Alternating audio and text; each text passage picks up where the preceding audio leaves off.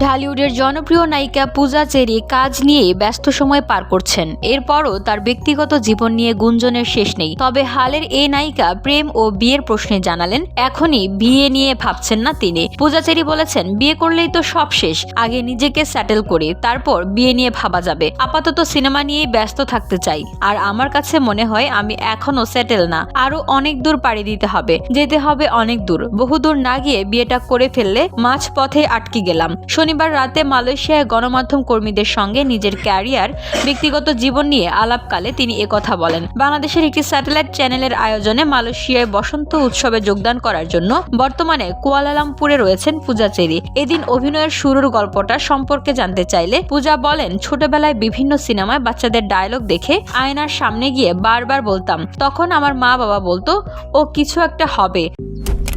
Malaysian প্রযুক্তিতে তৈরি অত্যাধুনিক cleaning machine modern vacuum cleaner যে কোনো ধরনের ধুলো ময়লাকে পরিষ্কার করে ঘরকে করে তুলুন চকচকে ও আকর্ষণীয়।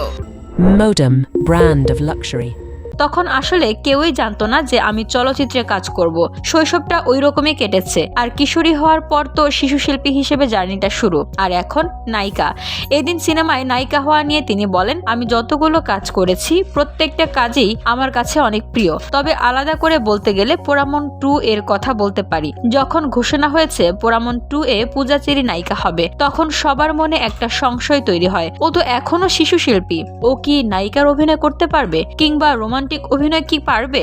তখন জাজ মাল্টিমিডিয়ার আব্দুল আজিজ বললেন, যেহেতু পোড়ামন 2 এর প্রোডাকশনে একটু দেরি হচ্ছে, ওকে দিয়ে আরেকটা সিনেমা করা যায়, সেটা হচ্ছে নূরজাহান। ভারতের রাজ চক্রবর্তীর নির্মাণে যৌথ প্রযোজনার সিনেমা ছিল এটি। এই সিনেমা দিয়েই আমার নায়িকা হিসেবে জার্নিটা শুরু। পূজা আরো বলেন, নূরজাহান সিনেমার প্রিমিয়ার শোয়ে গিয়ে একটা ভয়ে ছিলাম, আমাকে কি নায়িকা হিসেবে দর্শক সবাই গ্রহণ করবে। তবে সিনেমার শো শেষে দেখলাম সবাই প্রশংসা করলো এবং আমাকে নায়িকা হিসেবে গ্রহণ করলো।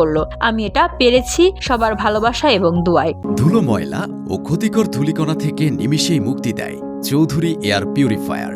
এর শক্তিশালী সাকশন ঘরের কোনায় কোনায় লুকিয়ে থাকা সকল ধুলা টেনে ফিল্টার করে এবং বের করে আনে নির্মল ও স্বাস্থ্যকর হাওয়া। নায়িকা হিসেবে আমার 10 থেকে 12টা সিনেমা মুক্তি পেয়েছে। মুক্তির অপেক্ষায় রয়েছে আরো 1-2টা সিনেমা, যেমন নাকফল ও মাসুদ রানা। এছাড়া সামনে অনেক বড় একটা সারপ্রাইজ আসছে, এটা আপনাদের সবাইকে জানিয়ে দেওয়া হবে বলেও যোগ করেন তিনি। প্রবাসী বাংলাদেশিদের উদ্দেশ্যে পূজা বলেন, আমি যখন বিদেশে যাই তখন একজন বাঙালিকে দেখলে মনে হয় যে আমি আমার বাংলাদেশকে পেয়ে গেছি। মালয়েশিয়াতে আমার এক টুকরা বাংলাদেশ আছে, এজন্যই আপনাদের টানে এখানে এসেছি। এই তারকা আরো বলেন, আমি সবার উদ্দেশ্যে একটা কথাই বলবো যে বাংলাদেশকে বেশি বেশি করে ভালোবাসতে হবে, কারণ সবার আগে দেশ, প্রিয় মাতৃভূমির সাথে জড়িয়ে থাকে গভীর আবেগ অনুভূতি। তাই ওই জায়গাটাকে ভালোবাসতে হবে এবং নিজেদের মর্যাদার জায়গাটাই রেখেই সব কাজ করতে হবে। VOD Bangla news desk.